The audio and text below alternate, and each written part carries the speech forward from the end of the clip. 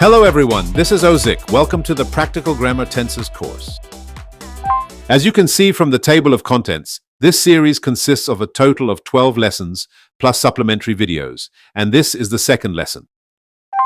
Since all the class guidelines were already explained in the introduction video, I'll skip them here. Still, let me remind you once again, always approach vocabulary through full sentences, not isolated word lists. And don't just pay attention to pronunciation. Keep stress and intonation in mind as well. Also, please remember that all course materials are the result of many years of study and research. So, if you want to use them elsewhere, you must contact us in advance and clearly cite the source. The class booklet has a total of 54 pages, including exercises. You can download it after signing up on our website. I recommend printing it out before class, but if that's difficult, you can split your screen while watching. Of course, you can still follow the lecture without downloading anything. Let me emphasize once again, our goal in studying grammar is very simple. It's to communicate effectively. All right, let's kick things off.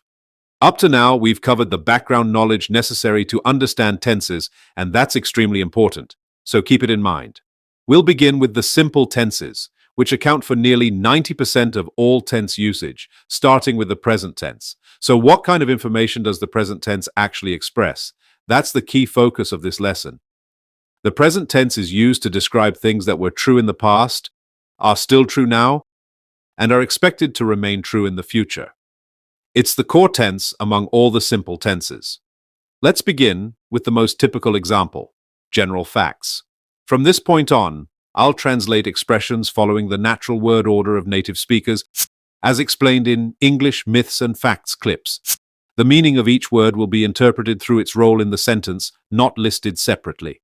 The Earth goes around the Sun and it takes about 365 days to complete one orbit.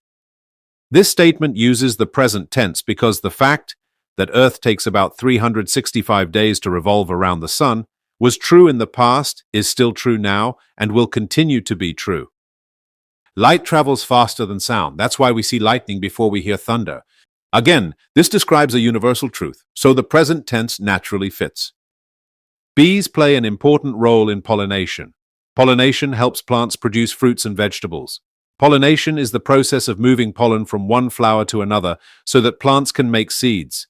You can think of it as how flowers have babies, often with the help of bees, wind, or other animals.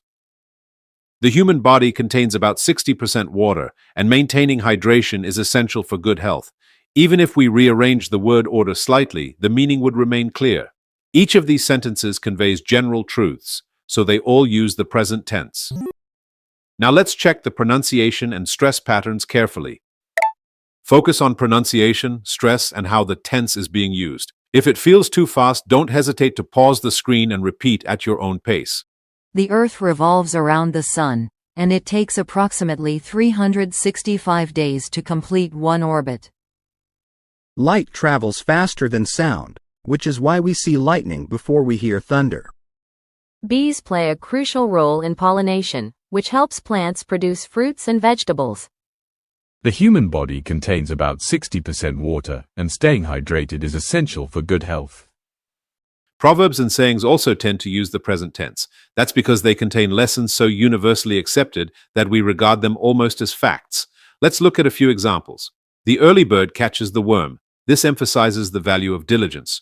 Being diligent was good in the past, is good now, and will still be good in the future, which is why it uses the present tense. Actions speak louder than words. In other words, actions matter more than talk. Too many cooks spoil the broth. When too many people interfere in one task, things go wrong. Practice makes perfect. Through steady practice, you can reach perfection. A friend in need is a friend indeed. A true friend is the one who stays by your side when times are tough. Where there's a will, there's a way. What goes around comes around. That is, you reap what you sow. It's the same idea as self-inflicted consequence. Even Homer sometimes falls asleep. This phrase means that even great geniuses or masters make mistakes or need rest sometimes. It reminds us that nobody is perfect. Even Homer, the legendary poet, was human. There is a similar Korean proverb, even monkeys fall from trees. All these proverbs and sayings use the present tense because their lessons are understood as general truths. You can find many old and frequently quoted proverbs in your country as well. and most of them are in the present tense. Now let's check the pronunciation and stress together. Focus on pronunciation, stress, and especially on how the present tense is used. You can even try closing your eyes while shadowing to focus better on rhythm and tone. The early bird catches the worm. Actions speak louder than words. Too many cooks spoil the broth. Practice makes perfect. A friend in need is a friend indeed. Where there's a will, there's a way. What goes around comes around. Homer sometimes nods. Habits are also expressed in the present tense. The word habit itself means a behavior that has been repeated for a long time and naturally internalized. Since it refers to an action that was true in the past, continues in the present, and is expected to remain true in the future, we use the present tense to describe it.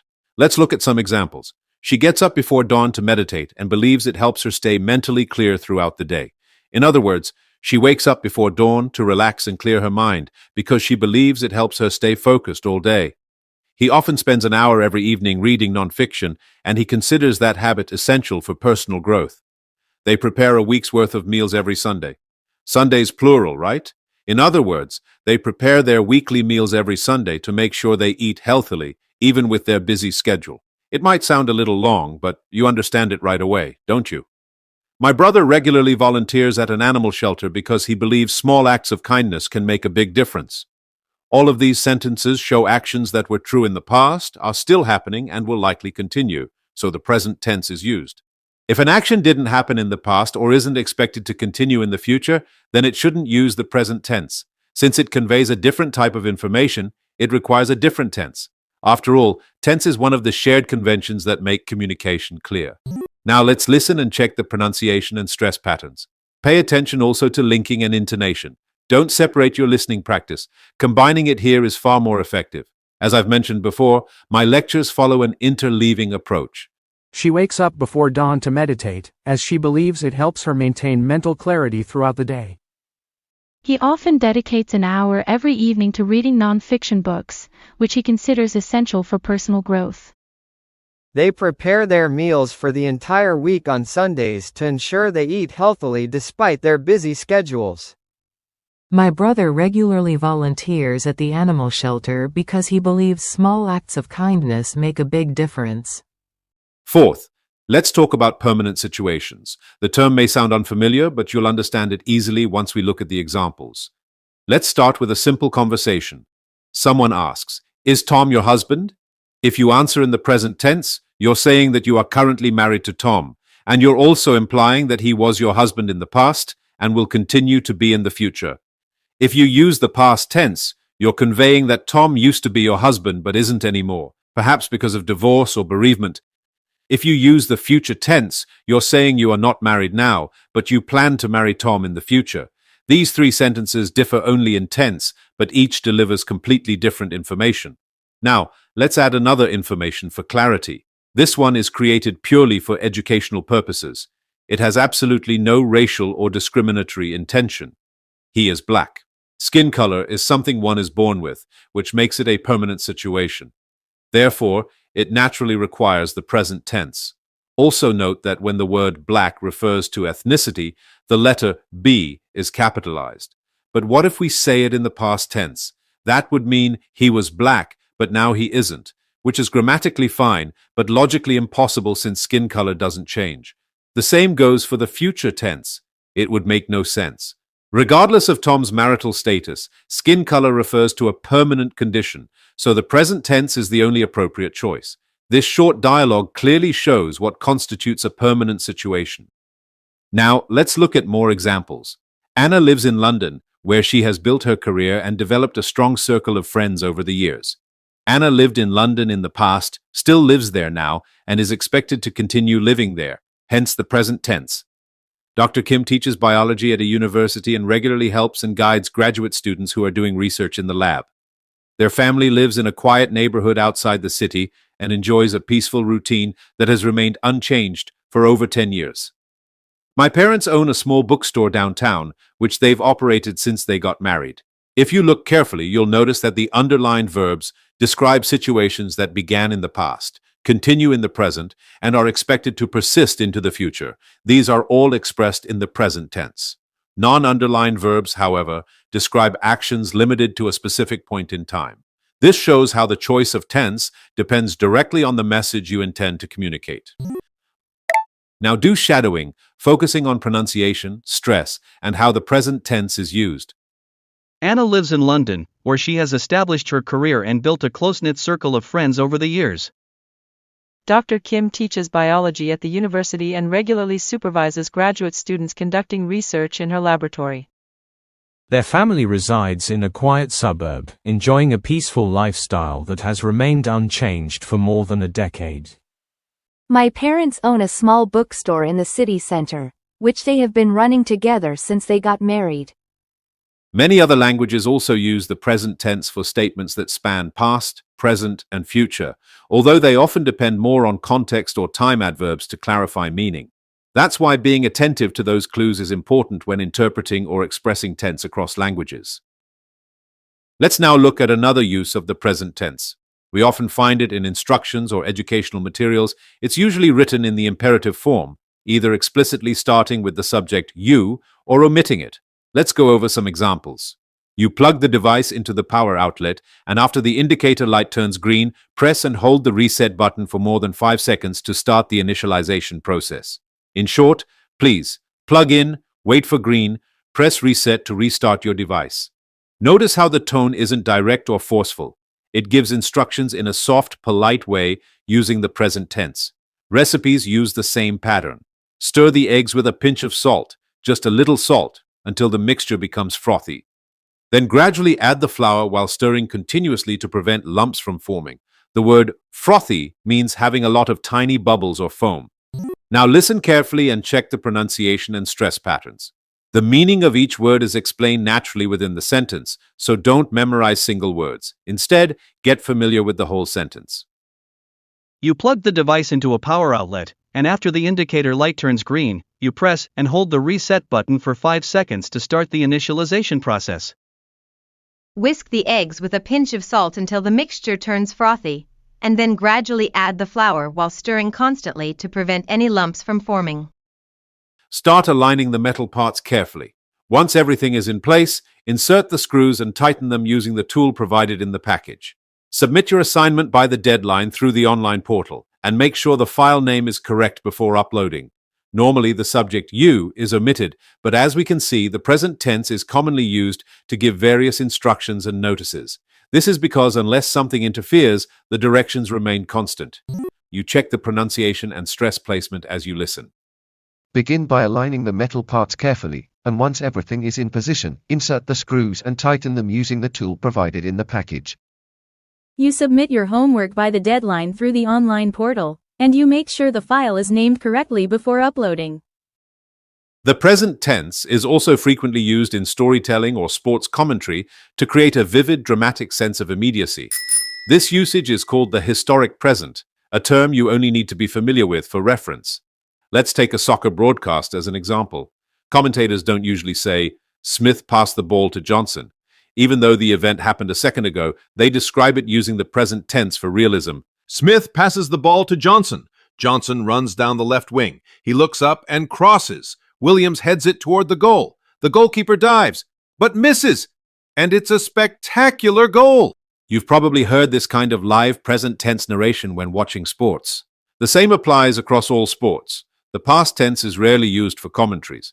The marathon commentary follows the same pattern. The runners push forward toward the final kilometer. Kim maintains a steady pace in the leading group. The crowd cheers as Kim picks up speed and widens the gap. Every step brings him closer to victory. Even without polishing the translation, the meaning is easy to follow, right? Now let's listen and check the pronunciation and stress positions. Smith passes the ball to Johnson, who sprints down the left wing. He looks up, crosses into the box, and Williams heads the ball towards the goal. The goalkeeper dives, but he can't reach it. What a fantastic goal! As they approach the final kilometer, Kim maintains a steady pace at the front of the pack. The crowd cheers as he accelerates, widening the gap between himself and the other runners. Every stride brings him closer to victory. Documentaries also use the present tense to build dramatic tension and realism. The lion follows its prey secretly and persistently through the tall grass, moving slowly with intense focus. It waits for the perfect moment, then suddenly bursts into action, chasing the antelope across the savannah. Though the footage was filmed in the past, the use of the present tense makes it feel immediate and alive. On June 6, 1944, the Allied forces land on the beaches of Normandy. Soldiers rush onto the shore under heavy fire. They push forward despite the obstacles. This invasion marks a turning point in World War II. Even here, though it describes a historical event in the past, the present tense amplifies the sense of presence and intensity. Similarly, in crime reenactment programs, narrators also use the present tense, again for dramatic effect. Now check the pronunciation and stress carefully. The lion stalks its prey through the tall grass, moving silently and with great focus. It waits for the perfect moment, then suddenly bursts into action, chasing the antelope across the savannah. On June 6, 1944, the Allied forces land on the beaches of Normandy. The soldiers storm the shore under heavy fire, pushing forward despite the obstacles. The invasion marks a turning point in World War II. In this video, I focused on the present tense and its uses. The present tense is the fundamental tense that represents all others and serves as our main reference point. It also plays a crucial role in subjunctive mood and tense agreement. So, make sure to review thoroughly until you become very comfortable with the present tense. In addition to reviewing the present tense points you learned here, don't neglect to practice your speaking and writing using the vocabulary you've studied. It will not only be excellent listening practice, but also expand your capacity for processing English information more efficiently. We'll continue with our tense series in the next video. Thank you.